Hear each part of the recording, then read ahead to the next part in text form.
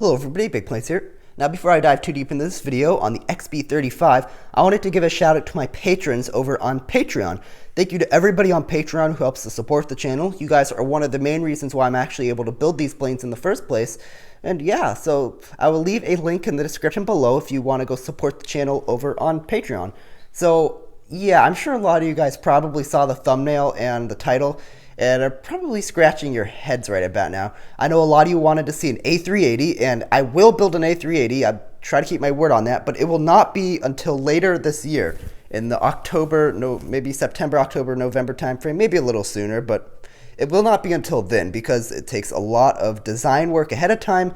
It takes a long time to source the parts, and it's just not my next project, because building these giant airplanes is like the Air Force One here. It's extremely difficult, and a lot of planning has to go in ahead of time for it to actually come out successful. But between now and then, this project is the XB-35. Now, a lot of you probably don't know what this is, so I'll sort of go over it. A little while ago, we're going to take a trip over here past the 737, which I just made a video for. This right here is the N9. Now, I know a lot of you guys actually really liked this when I built it a couple months ago, but this was the Northrop test bed, basically, for the flying wing concept, and it wasn't the very first one. I think there were some before this, but it was a 1/3 scale mock-up of the XB-35 for the Air Force, because they wanted to try a bomber with just a flying wing. Now, obviously, the Germans were also simultaneously developing flying wing technology, like the HO-229, which I do plan on building at some point, but this is just the Northrop edition. So I did build this a few months ago. This is basically a 1/3 scale mock-up of the XB-35, so we'll take a trip back over here. This is the XB-35 and what I've made so far, and I know a lot of you guys saw this bit in a couple videos ago. These are the contra-rotating propellers. It's kind of hard to show, but this is the compact design I came up with, or at least I tried to make it as compact as I could. And you can see it, you turn the axle here and it turns both propellers contra-rotating. It's actually fairly reliable, but this right here is the XB-35. Now, I think I'll put up a picture on the screen right now so you can see what the XB-35 looks like. But yeah, it's sort of a funky looking aircraft with the 4 contra-rotating pusher props on the back and the air intake on the front. It's just a flying wing, and a lot of you guys will notice the striking similarity between the XB-35 and the B-2 Spirit, the modern day stealth bomber, and that's because, well, the XB-35 came first, and it was designed by Jack Northrop, who's leading the design team on that one. But yeah, the XB-35 was not successful. There was some Air Force politics involved there, but also for the main reason of the computers to stabilize it had not yet existed. So unfortunately, this thing was just a little bit too unstable for a bombing platform. At least that's the official reason given by the Air Force. So they picked the B-36 over it.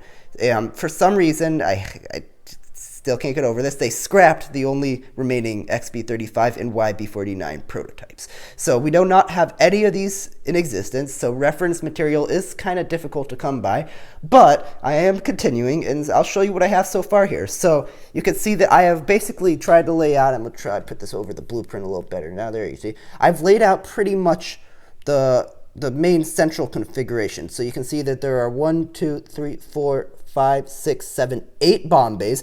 There's not one large central bomb bay. There's sort of a bunch of little bomb bays, so it couldn't really carry the giant nukes at the time either, but, you know, yeah. And in between there, you can see the wheels. These are giant wheels. You can see compared to a minifigure, we have George Washington here. They are just absolutely huge wheels. Now, I guess this was before the day where back in the day, before they really realized that instead of just making the wheel larger, you can group a bunch of smaller wheels together in like a dolly of 4. So yeah, they're sort of the comically large wheels, but they're pretty sturdy, and I actually have a design where I'm going to use a strut right here, and we'll see. Hopefully this isn't tail heavy. There's not even a tail, but hopefully done tip backwards. And you can see here that the pilots and navigator and flight engineer would all sit, and bombardier would all sit up here in this forward compartment. There'd be sort of a glass bombardier sight right here, and the pilot, let's pretend this guy's the pilot, would actually sit up here in like a bubble dome canopy, so that's going to be fun to do. But the way this works, I'm going to come around here. It's an absolute mess in here right now, so just forgive me for that. But the engines on this thing were not back here in this unit. These would be right here adhere, and an axle would run down the wing. For this one, the axle would run down the wing over this bomb bay, and the engine, the actual R4360, which is the same engine on the B-36, would be right here. And so an axle would run down. So when we set this up, this is not the motor we're going to use. I'm going to use a smaller one. But the motors will be right here, and we'll have an axle running down to this. This will be tilted up. That's why we have this axle thingy-majiggy here. I don't know the exact name for that. But this will be angled up. And yeah, so it's going to look pretty cool. Another thing is that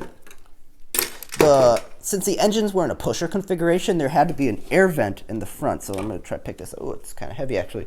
You can see that's the air vent design we have. Again, it's sort of, there we go. It's sort of an interesting design. It's actually similar to the B-36 in the regard of, I can't talk these days. It's similar to the B-36 in that it sucks in air from the front and cools the engines instead of having the actual engines being air-cooled themselves.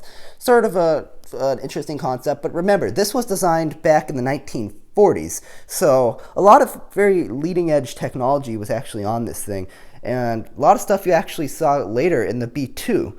They didn't really build this thing with stealth in mind, though it did have a much lower radar profile, which was helpful. The landing gear are currently in the retracted stage. It's going to be hard to keep them under the airfoil here because, I'll try to get down a little lower. When I build this, I think I already have the design, so don't worry. The reason that this is sort of set back is because there's going to be a flap right here, but this will have to come over like this and come down like the airfoil design. So these wheels will have to somehow not protrude out, but we'll figure that out when the time comes. But you can see that the wheels, it's going to be hard to do it with one hand with the camera, but you can see the wheels will come out like this. Try to get better. There we go. They'll pop out, and they don't actually sit at a 90-degree angle like this. They sit sort of like this, and a strut comes up, and then that strut would bend, and these would come back in.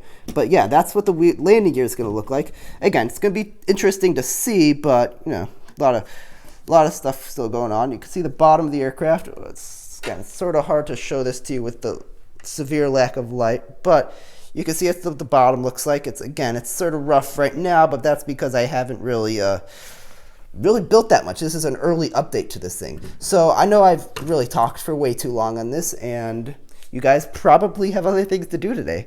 So that's all I really have for this video. Hope you enjoyed it, and we're going to be making a lot of really quick progress on this plane in the near future. So that's all I really have for this one. Hope you enjoyed it, and bye for now.